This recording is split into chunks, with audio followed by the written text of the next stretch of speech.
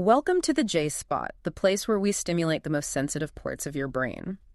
It is Wednesday, March 4th, 2026, and we are jumping right in today. Yeah, we are.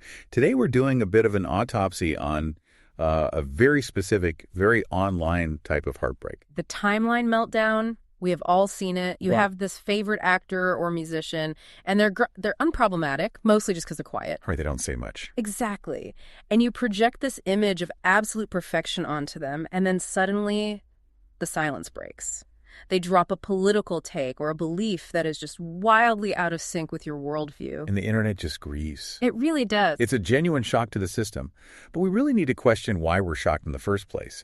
Because if a public figure has never explicitly stated their views, being surprised by their politics is, well, it's actually a failure of our own critical thinking. We essentially set a trap for ourselves. We do. And it stems from confusing the illusion of intimacy with reality. People mistake parasocial interaction. Which is just the mechanics, right? Like scrolling past a tweet or double tapping a photo. Right, exactly. We confuse that interaction with a parasocial relationship. The relationship is the emotional bond that we manufacture. Because they're in our ears or on our screens every day, we feel this false sense of reciprocity. But there isn't any. It is fundamentally one-sided. But I guess the brain isn't really wired to distinguish between a face on a screen and a face across the dinner table. No, it isn't. And that is exactly where the halo effect kicks in.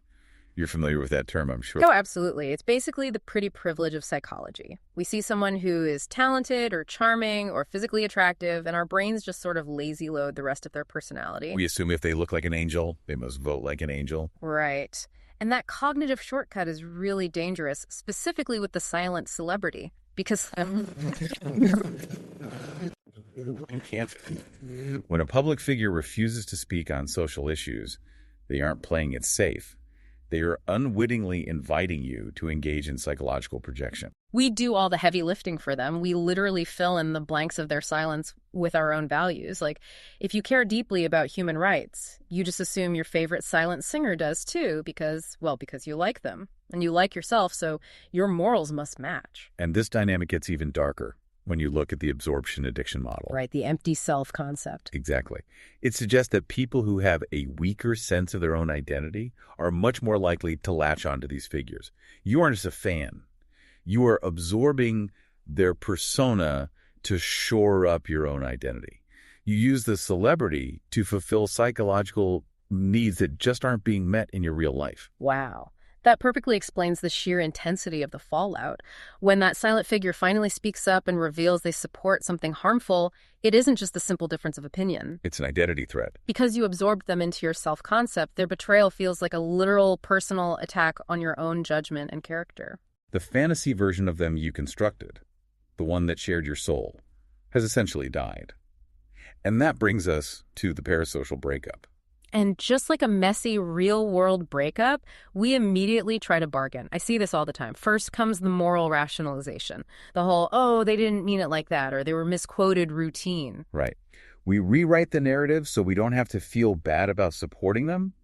But the more sophisticated and honestly more cynical mechanism is moral decoupling. Which is distinct from rationalization because you aren't denying the bad behavior. No, you admit it. You say, yes, what they believe is abhorrent. But then you construct a mental firewall. This is the classic separate the art from the artist argument. It's a way to lower the cognitive dissonance. You acknowledge they are a bad person, but selectively decouple that from their acting performance so you can still enjoy the movie without the guilt. It is a mental surgical procedure just to protect your own enjoyment. But as we look at the landscape today in 2026, we have to ask, why are we doing this work? Why are we expending this much mental energy to decouple morality from performance for total strangers? That is the big takeaway for me. You need to stop projecting your morals onto people who haven't earned them. If they haven't said it, do not assume it. Protect your mental health. Reserve your energy and your pro-love support for the people who actively, loudly, and explicitly defend the things you care about. Don't settle for a blank canvas just because it's pretty to look at. It really forces you to check your own motivations. It does. And here is a final provocative thought to leave you with. If you find yourself having to perform complex mental gymnastics like moral decoupling just to keep supporting someone, are you actually a fan of the person or are you just addicted to the feeling they give you? The J Spot is a Jay Briar Allen production, edited by Jay Rivera, Danielle Reyes, and Jessica Garcia.